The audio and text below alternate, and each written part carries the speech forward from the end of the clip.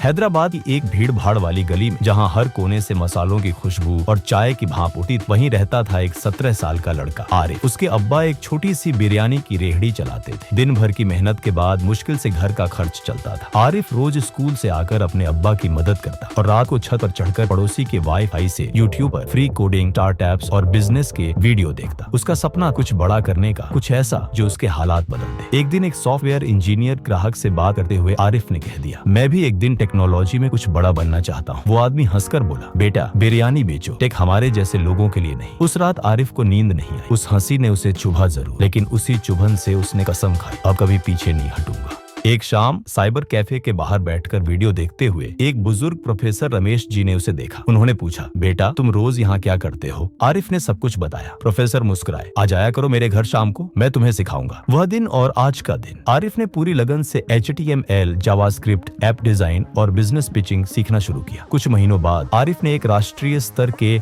Online hackathon में हिस्सा लिया। उसके मुकाबले में देश भर के नामी कॉलेजों के छात्र थे, लेकिन आरिफ ने हिम्मत नहीं हारी। उसने एक ऐप बनाया जो छोटे दुकानदारों को डिजिटल ऑर्डर और खाता प्रबंधन में मदद करता था, और आश्चर्यजनक रूप से उसने दूसरा स्थान जीता। 50,000 रुपए और एक मेंटरशिप प्रोग्राम मिला। ये जीत आसान रास्ता नहीं बनी। जब वह निवेशकों से मिला तो कुछ ने उसकी अंग्रेजी का मजाक उड़ाया तो कुछ ने कहा, डिग्री है तुम्हारे पास, पर आरिफ डटा रहा। धीरे धीरे कुछ स्थानीय दुकानदारों ने उसका ऐप इस्तेमाल करना शुरू किया। एक NGO ने मार्केटिंग में मदद की, एक डिजाइनर ने मुफ्त में UI ठीक किया, और अब्बा वो भी अब बेटे पर गर्व करने लगे। एक रात बिरयानी की रेहड़ी में आग लग गई, सब जल गया। घर की कमाई का इकलौता झरिया चला गया। अब क्या करे? आरिफ ने हार नहीं मानी। दिन में रेहड़ी फिर से खड़ी की, रात में ऐप के लिए निवेशकों को ईमेल करता रहा। नींद नहीं मिली, लेकिन इरादा मजबूत रहा। कुछ महीनों बाद बेंगलोर की एक स्टार्टअप कंपनी ने वेंडोर सेट्यू को फंडिंग देने का निर्णय लिया। आरिफ को 5 लाख रुपए, ऑफिस और ट्रेनिंग मिली। उसने अब्बा को गले लगाया,